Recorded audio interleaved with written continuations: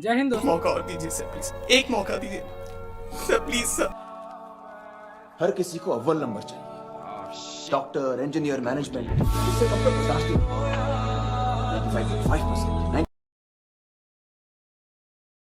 मैं 2 साल से गांव में भी नहीं गया अभी तक। दुख है सर, क्या बोलूं। मैं अपने दुख और पीड़ा को किसी पास सामना नहीं कर सकता हूं सर। बहुत संघर्ष से पढ़ा, ट्यूशन पढ़ा के मैं 2012 से ट्यूशन पढ़ा के अभी तक मैं पढ़ाई किया हूं।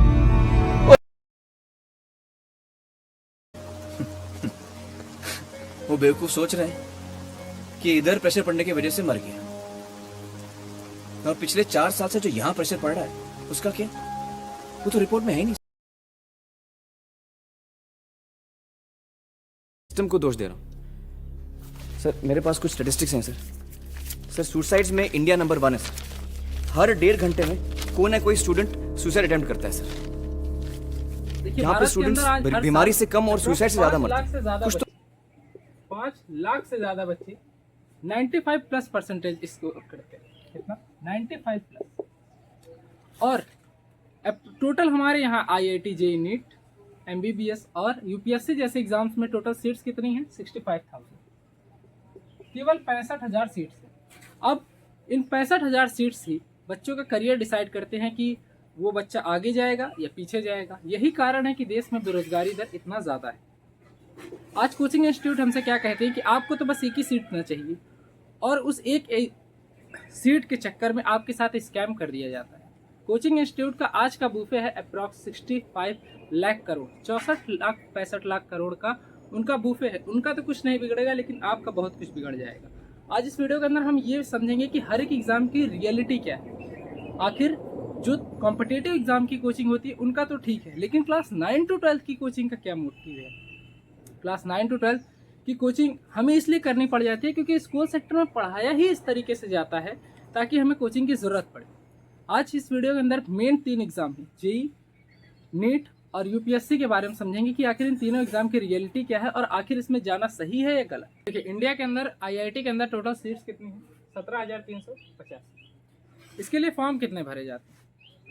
12.3 लाख, अप्रॉक्स 13 लाख फॉर्म भरे जाते हैं। अब हम कंपटीशन की बात करते हैं कि एक सीट पर कितने बच्चे आते हैं। अप्रॉक्स 8 सीट पर 80 बच्चे आते हैं। अगर किसी को एक अपनी सीट कंफर्म करनी है तो उसे 80 बच्चों को कंपटीशन देना होगा। उसके बाद आपने 2 साल की मान लीजिए प्रिपरेशन, 2 साल के आपने प्रिपरेशन की, आप दिल्ली गए, कोटा गए, कहीं पे भी गए। अगर आप गए और आपने प्रिपरेशन की तो टोटल आपका खर्चा कितना है? 10 से 15 लाख रुपए। उसके बाद अगर गवर्नमेंट कॉलेज मिल गया तो बहुत अच्छी बात है, तब तो आप निपट गए। लेकिन अगर प्राइवेट सेक्टर में घुस गए तो अभी लूटना बाकी है। आपने 4 साल बीटेक किया, 4 साल बीटेक का टोटल खर्चा कितना आया? 20 लाख रुपए। कितना आया? 20 लाख रुपए। इसके बाद आपकी मंथली इनकम कितनी होगी? 30 से 40 हज़ार रुपये। और एक न्यू डेटा के अनुसार ये बात पता चली है कि IIT के बच्चे अप्रॉक्स 25 से 30% IIT के बच्चे बेरोजगार हैं, जो कि सोचने वाली बात है। आपने 30 से 40 हज़ार रुपये तनख्वाह, हम 40 हज़ार रुपये से आंकड़ा कंपेयर करते हैं, ठीक है। 20 लाख की 15 लाख की कितना हुआ? 35 लाख रुपये। और अगर आप स्पेशलाइजेशन नहीं करते तो सैलरी इतनी होगी, लेकिन अगर आप इसके आगे स्पेशलाइजेशन करते हैं तब जाके आपको ढंग की सैलरी मिलेगी। इसके बेसिस से देखते हैं, कम से कम 10 से 15 साल तो आपको आपका पैसा रिकवर करने में ही लग जाएगा। जो आपने खर्च किया है वो तो आपको रिकवर करने में ही लग जाएगा। जो आपने लोन लेकर पढ़ाई की है तो वो आपको इतना तो रिकवर करने में ही लग जाएगा। अब अगर आप स्पेशलाइजेशन करते हैं, मान लीजिए आपने एमटेक कर लिया, तो एमटेक करने के बाद आपकी सैलरी मिनिमम कितनी होगी? 2 लाख रुपये। ईयर टाइम उतना ही लगना है। अब किस बेसिस से ये सेक्टर सही है? अगर गवर्नमेंट कॉलेज मिला तो बहुत अच्छा है, तब तो बेड़ा पार है। लेकिन अगर प्राइवेट कॉलेजेस में आप घुस गए तो पहले तो कोचिंग वालों ने लूटा, फिर उसके बाद कॉलेज वालों ने लूटा, फिर कंपनी वाले किस हिसाब से आपको देखते हैं, ये मैटर करता है। अब हम इसके बाद नेक्स्ट एग्जाम की बात करते हैं। नीट की ये सच्चाई है कि हर साल अप्रॉक्स 25 से 30 लाख फॉर्म भरे गए। कोई लाख 2 लाख नहीं, 25 से 30 लाख। सीट्स कितनी है इसमें? 55,000। टोटल 55,000 सीट्स हैं और फॉर्म्स 25 लाख भर दिए जाते हैं। इन 25 लाख सीट्स में अगर हम कंपेरिजन करें तो अप्रॉक्स एक सीट के लिए 70 बच्चे कंपटीशन करते हैं।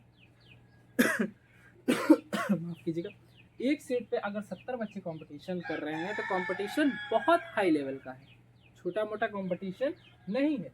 आप कोचिंग इंस्टीट्यूट में गए, आपने जो भी आपका खर्च पड़ता है, जो भी आपने दिया अप्रॉक्स 10 लाख रुपए आपने कोचिंग इंस्टीट्यूट में गवाए नहीं, आपने प्रिपरेशन दिया। मैं कम से कम बात कर रहा हूँ, कोई भी एग्ज़ाम्स होता है इसमें तो 2-2 4-4 साल लगा देते हैं। यूपीएससी में तो 10-10 15-15 साल तैयारी करते हैं। अब इसके बारे में बात करेंगे। 6 साल आपने एमबीबीएस किया, अगर गवर्नमेंट कॉलेज मिल गया तो 1-2 लाख में तो आपका काम हो जाना है। लेकिन अगर आप प्राइवेट में पहुंच गए तो मान लीजिए कि 60 से 80 लाख रुपए, 60 to 80 लाख रुपए आप चला जाएगा खर्चा। प्राइवेट कॉलेजेस की मैं बात बता रहा हूँ। उसके बाद आपकी ओवरऑल जो सैलरी होगी वो कितनी होगी? 40,000 रुपये, ठीक, 40 से 50,000 रुपये। अगर आप पीजी नहीं करते, अगर आपने पीजी किया, स्पेशलाइजेशन जब तक 4 साल का और नहीं किया, तब तक आपके ढंग की सैलरी नहीं मिल सकती। 80 से 90 हज़ार, 1 लाख रुपए तक की सैलरी आप नहीं जा सकते विदाउट पीजी के। पीजी करने के बाद ही एमबीबीएस में अच्छी सैलरी मिलती है। अब पीजी में भी टोटल कितना खर्चा आता है? 10 से 15 लाख रुपए इसका भी ले लीजिए।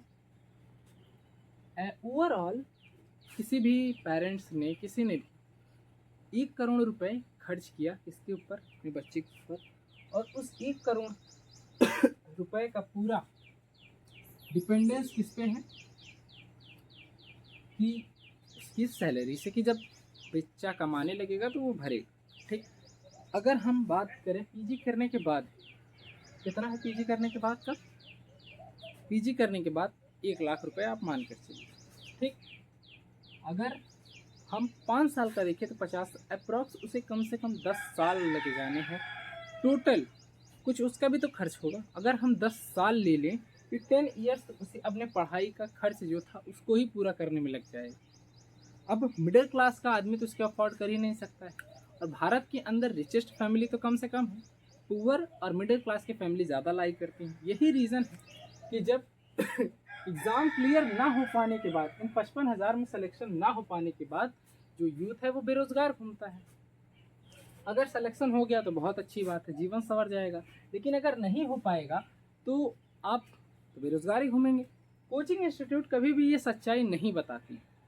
अगर कोई भी इंसान है, उसे कोचिंग इंस्टीट्यूट में जब जाना है तो सबसे पहली चीज़ उसे इस चीज़ को ध्यान रखना चाहिए कि वहाँ से कितने बच्चे सेलेक्ट हुए, इस पर मत देखिए कितने बच्चे सेलेक्ट नहीं हुए। क्योंकि जब तक आपको दोनों साइड नहीं पता होगा किसी भी कोचिंग इंस्टीट्यूट का, तब तक उस कोचिंग इंस्टीट्यूट में जाना बेकार है।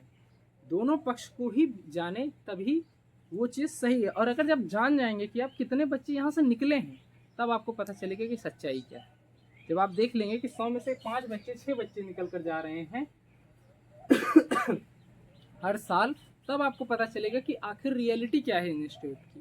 बड़ा बड़ा पोस्टर बैनर्स पर जो लोग देखकर मोटिवेट हो जाते हैं, और आजकल तो जो इंस्टाग्राम और इन सब चीज़ का ट्रेंड आ गया है, इसकी वजह से जो बच्चे हैं वो फंस जाते हैं, किसी एक टीचर के फ़ैन हो जाते हैं। और वो जो फ़ैन बनने का कॉन्सेप्ट है, साल में दर्शन तो एक ही बार मिलते होंगे, लेकिन वो जो बच्चा एक बार फंस जाता है उसके बाद उसे पता चलता है कि रियलिटी क्या है। अब हम नेक्स्ट चीज़ की बात करेंगे। जो थर्ड एग्ज़ाम है वो है यूपीएससी, ठीक, कंडक्ट करवाती है। यूपीएससी को मेनली क्रैक करने के लिए कम से कम 3 साल या 2 साल की प्रिपरेशन तो ज़रूरी ही पड़ती है। उसके अलावा आप तुरंत ग्रेजुएट होने के बाद आप इसको क्रैक करना बहुत मुश्किल है। ये कॉम्पिटिटिव एग्ज़ाम है, विश्व का 2nd टफेस्ट एग्ज़ाम है। सबसे पहला चाइना का है, उसके बाद इंडिया का यूपीएससी। अब रीज़न क्या है इसका टफेस्ट होने का? सीट्स कितनी है इसके अंदर? 1000। बच्चे कितने फॉर्म भर रहे हैं? 11 लाख। अब एक सीट की हम बात करते हैं। अगर एक सीट की ओवरऑल हम बात करें तो एक सीट पर 110 बच्चे हैं। तो ओवरऑल 110 बच्चों में से किसी एक का सिलेक्शन होना है। अगर निकल गया तो बहुत अच्छी बात है, नहीं निकला तो घूमेंगे ऐसे। अब प्रिपरेशन की अगर हम बात करें तो अप्रॉक्स अगर 3 साल की प्रिपरेशन की बात करें, ऑनलाइन अगर फीस में जाएंगे तो बहुत कम पड़ता है, लेकिन अगर ऑफलाइन में ही चले जाएंगे तो आपको लूट खाएंगे कोचिंग इंस्टीट्यूट वाले। 10 से 15 लाख रुपए आप मान कर चलिए, क्योंकि यूपीएससी जैसे एग्ज़ाम्स की फ़ीस, प्रिपरेशन की फ़ीस कोई कम नहीं होती।